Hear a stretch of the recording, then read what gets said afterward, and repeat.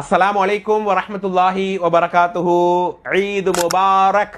தகப்பலல்லாஹு மின்னா வ மின்கும் சாலிஹல் அமால்.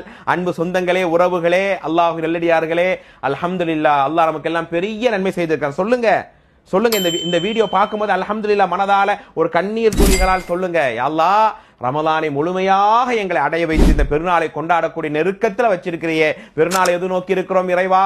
இந்த பெருநாளை எப்படியெல்லாம் நம்ம கொண்டாட வேண்டும். ஒரு இஸ்லாமியனை பொறுத்த வரையில் 2 பெருநாட்கள் உண்டு இல்லையா? நோன்பு பெருநாள், ஹஜ்ஜு பெருநாள், மகிழ்ச்சிக்குரிய நாட்கள், அல்லாஹ் ரசூல் அனுமதித்த முறையிலே கொண்டாட வேண்டிய நாட்கள். தோழர்களே, அன்னைக்கு எப்படி கழிக்கிறோம்? ரமலான் முடிஞ்சு பெருநாள் வந்துட்டாலே நல்ல புது கைலி, புது வேஷ்டி எல்லாம் உடுத்தி, நல்ல ட்ரெஸ் எல்லாம் போட்டு, நல்ல அழகான புடவையெல்லாம் கட்டி என்ன செய்வாங்க? தொழுவைக்கு போவாங்க, வருவாங்க, முலாக்கத் பண்ணுவாங்க, பூரியை சாப்பிட்டோமா, கஞ்சியை குடிச்சோமான்னு அதோட தூங்குறது. ஒரு 3-4 மணிக்கு எழும்பி பிரியாணியை சாப்பிட்டு மறுபடியும் ஒரு தூக்கம், 8 மணிக்கு எழும்பி மற்ற வேலைகளை போய் பார்க்கறது. இது பெருநாளா? இதுதான் பெருநாளுடைய நோக்கமா? சுபஹானல்லாஹ். பெருநாள் வந்து விட்டால் சந்தோஷமாக இருங்க. அந்த நாளை உறவுகளோட, உங்க ரத்த பந்த உறவுகள், அண்ணன், தம்பி, மாமா, மச்சான் எல்லாரோடையும் போங்க. ஈகோவை மறந்து, குறைகளை மறந்து போங்க.